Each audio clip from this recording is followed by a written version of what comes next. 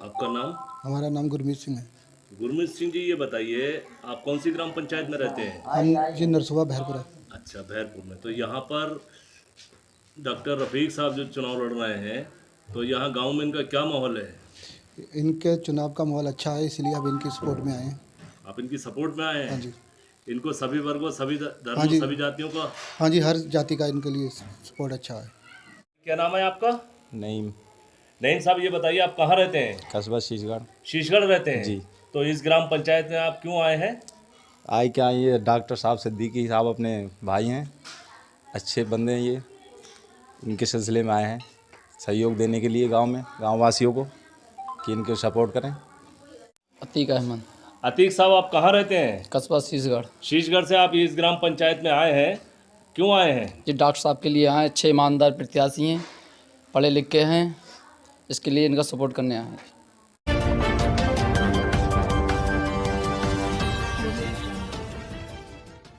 बरेली तहसील बहेड़ी विकासखंड बहेड़ी की ग्राम पंचायत नरसुआ भैरपुरा से समाज सेवी डॉक्टर रफीक अहमद सिद्दीकी से जो प्रधानी के चुनाव में सबसे मजबूत प्रत्याशी के रूप में उभर कर सामने आ रहे हैं, आज उनकी ग्राम पंचायत में हमारे संवाददाता मुस्तकीम मंसूरी ने मुलाकात कर खास बातचीत की। बातचीत के दौरान डॉक्टर रफीक अहमद सिद्दीकी ने बताया कि उनकी ग्राम पंचायत विकास के मामले में बहुत पिछड़ी हुई है। यहाँ जो भी प्रधान रहे उन्होंने प्रधानी तो की, परंतु विकास कराने में उनकी दिलचस्पी नहीं रही। यही कारण रहा कि आज हमारी ग्राम पंचायत में विकास नहीं हो पा रहा था, जिसके कारण हमें चुनाव में उतरना पड़ा। डॉक्टर रफीक अहमद सिद्दीकी ने बताया कि चुनाव में उतरने से पहले हमने अपनी ग्राम पंचायत के विकास के लिए कई महत्वपूर्ण योजनाएं तैयार की है।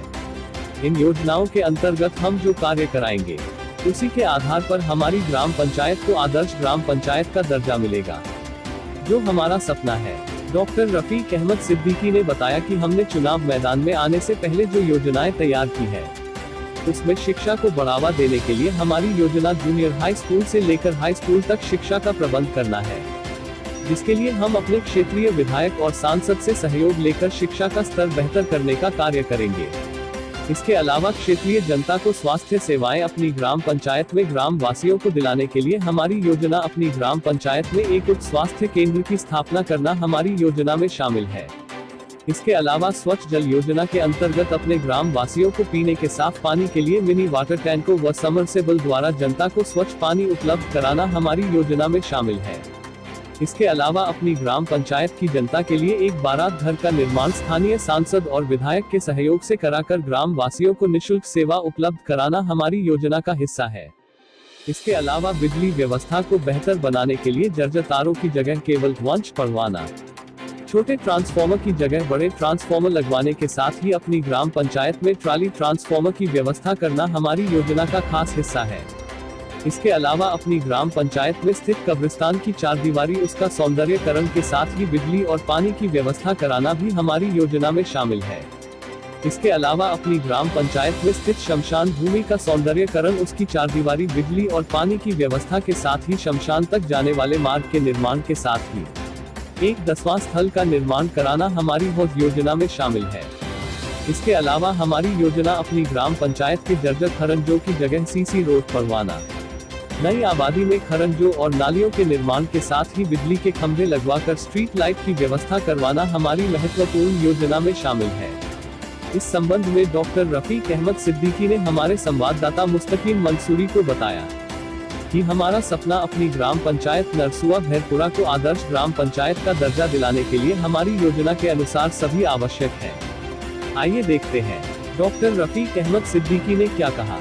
बरेली से मुस्तकीम मंसूरी की रिपोर्ट। आपका नाम? मेरा नाम डॉक्टर रफ़ीक अहमद सिद्दीकी है। मैं ग्राम पंचायत नरसुआ भैरपुरा से प्रधान प्रत्याशी हूँ। ब्लॉक मेरा बहेड़ी है, तहसील बहेड़ी, जिला बरेली। मेरा चुनाव निशान कार है। डॉक्टर रफ़ीक साहब, जैसे कि आज हमारी टीम न्यूज़ एक्शन 18 के लोगों ने आपकी ग्राम पंचायत का सर्वे किया, तो अधिकतर लोगों का रुझान आपकी तरफ बढ़ता हुआ देखा गया। तब हमारी उत्सुकता ये बढ़ी कि डॉक्टर रफ़ीक से मुलाकात की जाए। तो हम ये जानना चाहते हैं डॉक्टर साहब कि चुनाव में जो आप जा रहे हैं, तो किन मुद्दों को लेकर चुनाव में जा रहे हैं? देखिए, सबसे पहली बात यह है कि विकास मेरी एक प्राथमिकता है और आदर्श ग्राम पंचायत बनाना मेरा एक सपना है। देखिए, आदर्श ग्राम पंचायत बनाने के लिए मेरे पास 5-6 मुद्दे ऐसे हैं जो मैं चुनाव में आया हूँ। डॉक्टर साहब ये बताइए, आपने आदर्श ग्राम पंचायत बनाने के लिए जो 5-6 मुद्दे चुने हैं, तो हम ये जानना चाहते हैं उसमें कौन कौन से मुद्दे हैं। देखिए, सबसे पहले मेरा मुद्दा है शिक्षा, दूसरा मेरा मुद्दा है स्वास्थ्य चिकित्सा, तीसरा मुद्दा है मेरा साफ पानी, चौथा मुद्दा मेरा है बारात घर, पांचवा मेरा मुद्दा है बिजली, छठा मुद्दा मेरा है कब्रिस्तान और शमशान। डॉक्टर रफ़ीक साहब, जो आपने सपना देखा है आदर्श ग्राम पंचायत बनाने के लिए और उस सपने को साकार करने के लिए जो आपने योजना बनाई है, जो मुद्दे आपने तय किए हैं, बड़े महत्वपूर्ण मुद्दे हैं और इस पर हम सबसे पहले आपके पहले मुद्दे पर बात करते हैं, वह है शिक्षा का। तो हम जानना ये चाहते हैं कि शिक्षा का स्तर आपकी ग्राम पंचायत में क्या है और उसके लिए आपकी कार्य योजना क्या है। देखिए, हमारे यहाँ पे जो एक स्कूल है वो 5वीं क्लास तक है और आगे की शिक्षा के लिए कोई भी ऐसा प्रबंध नहीं है कि जो हमारे बच्चे स्कूल में आगे की शिक्षा कर सकें। उसके लिए दूर दराज जाना पड़ता है हमारे बच्चों को और पिछले आज़ादी से लेकर आज तक जो भी शिक्षा की व्यवस्था रही है और जो भी प्रधान बने हैं उन्होंने आज तक शिक्षा की तरफ को कोई भी प्रबंध नहीं किया है और या हमारे जो ग्राम पंचायत है वहाँ के जो गरीब लोग तबके के लोग हैं वो अपनी शिक्षा से वंचित रह जाते हैं। उसके लिए हमने जो आगे की कार्य योजना बनाई है वो ये बनाई है कि अगर लोगों ने हमें ग्राम पंचायत नरसुआ भैरपुरा से प्रधान चुना तो उसके लिए हमारी योजना ये रहेगी कि जूनियर हाई स्कूल लाने की या हाई स्कूल तक लाने की कोशिश हम पूरी करेंगे। उसके लिए हमें क्षेत्रीय विधायक, क्षेत्रीय सांसद के पास तक जाना पड़े। डॉक्टर साहब, जो आपने मुद्दे तय किए हैं जनता के बीच जाने के लिए और जनता के लिए और इस ग्राम पंचायत को आदर्श ग्राम पंचायत बनाने के लिए, पहला मुद्दा था आपका शिक्षा और दूसरा मुद्दा भी बहुत महत्वपूर्ण मुद्दा है, वह है स्वास्थ्य और चिकित्सा का। तो हम ये जानना चाहते हैं कि आपके यहाँ स्वास्थ्य और चिकित्सा की क्या व्यवस्था है और आपकी उसके लिए योजना क्या है। देखिए, स्वास्थ्य चिकित्सा की जो व्यवस्था है यहाँ पे बहुत ही गंभीरपूर्ण, संतोषजनक व्यवस्था बहुत ख़राब है और उस चिकित्सा सुविधा के लिए हमारी यहाँ की गरीब जनता को, क्षेत्रीय जनता को, यहाँ से हमारे करीब में रुद्रपुर है, करीब यहाँ से 30 किलोमीटर पड़ता है, बहेड़ी हमारे यहाँ से 15 किलोमीटर पड़ती है, बरेली हमारे यहाँ से 70 किलोमीटर पड़ता है और किच्छा यहाँ से 25 किलोमीटर पड़ता है। तो रात बिरात अपनी चिकित्सा सुविधा लेने के लिए दूर दराज शहर जाना पड़ता है और आगे अगर लोगों ने मुझे जनता ने अगर मुझे प्रधान चुना और यहाँ की गरीब जनता ने मुझे सहयोग दिया तो मेरी व्यवस्था सबसे पहली रहेगी कि एक स्वास्थ्य चिकित्सालय की स्थापना कराना और उसको आगे अच्छी सुविधाएं प्रदान कराना, क्योंकि मैं खुद पेशे से डॉक्टर हूं और ये मेरा पहला मुद्दा। दूसरा मुद्दा बनता है कि चिकित्सा सेवा यहाँ पे प्रदान कराना। डॉक्टर रफ़ीक साहब, 2 मुद्दे आपके बड़े जेन्युइन मुद्दे, सीधे जनता से जुड़े हुए, और तीसरा मुद्दा भी बड़ा महत्वपूर्ण मुद्दा है और सीधा जनता की सेहत से जुड़ा हुआ मुद्दा है, पीने के साफ पानी का। तो हम ये जानना चाहते हैं कि पीने के साफ पानी की आपके यहाँ क्या व्यवस्था है और उसके लिए आपकी योजना क्या है। देखिए, हमारे यहाँ पे जो पानी की व्यवस्था है वो बहुत ज़्यादा ख़राब है। लोग अपने घरों के नलों का पानी पीते हैं या फिर सरकारी जो नल सरकार ने लगवाए थे उसका पानी पीते हैं, पर अब वो पानी भी अंदर से संक्रमण पैदा होने लगे हैं और उसके अंदर गंभीर बीमारियों का प्रकोप होने लगा है। और उन प्रकोप के साथ साथ आप देख रहे हैं आज की डेट में कितनी गंभीर बीमारियां हैं, जैसे कोरोना है, वर्ल्ड फ्लू है, डेंगू है, इस टाइप की जो बीमारियां फैल रही हैं।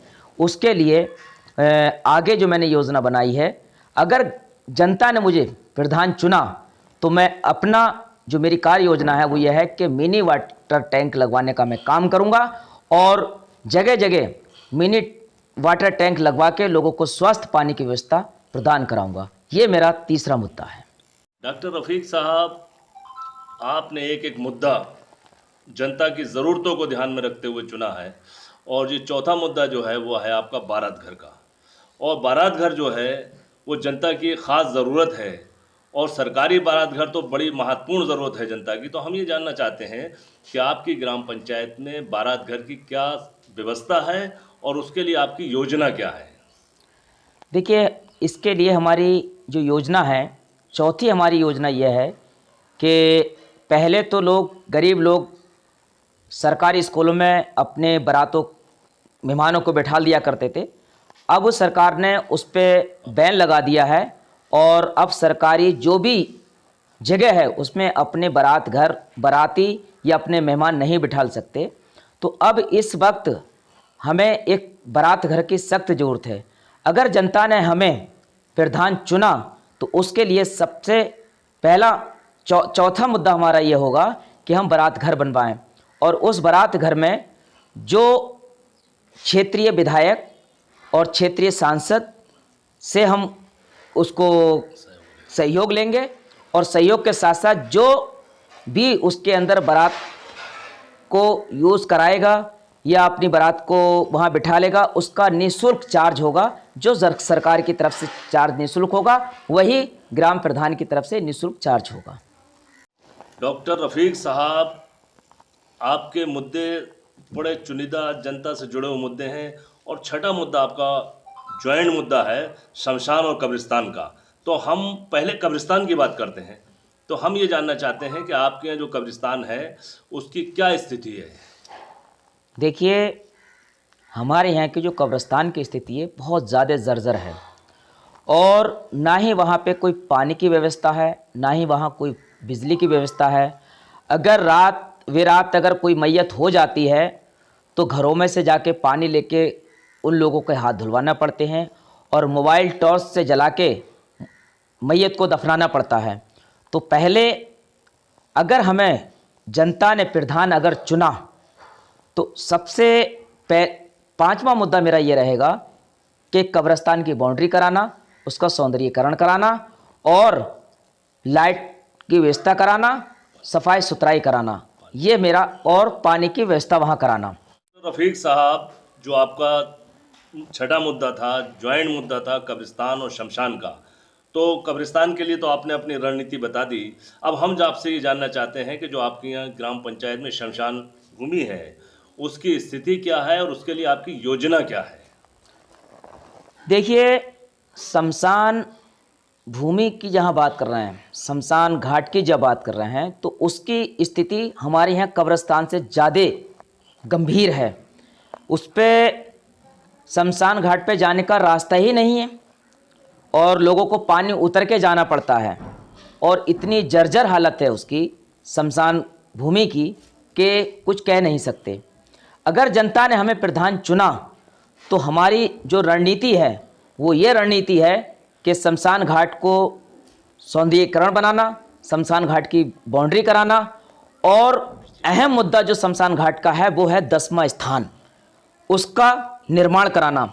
ये मेरा अपने मुद्दे हैं, और जब ये मुद्दे पूरे कायम होंगे तभी हमारे ग्राम पंचायत को आदर्श ग्राम पंचायत का दर्जा प्राप्त होगा, और यही मेरी रणनीति है और यही मेरा मुद्दे हैं। इससे मैं जनता से रूबरू हुआ हूं, और जनता के प्रति मैं आज प्रधान पद के रूप में, प्रत्याशी के रूप में उभरा हूं। मेरा जो सपना अब से 15 साल से मेरे सीने में जो दबा हुआ था, वो आज जनता के सामने मैंने अपने दिल की बात रखी है। अब ये जनता को देखना है कि हमें किस टाइप का प्रत्याशी हमें चुनना है, किस टाइप का हमें प्रधान चुनना है, ये जनता के हाथ में है। मैंने अपनी बात जनता तक पहुंचा दी है, और जनता अब इस पर फैसला करे कि करना क्या है।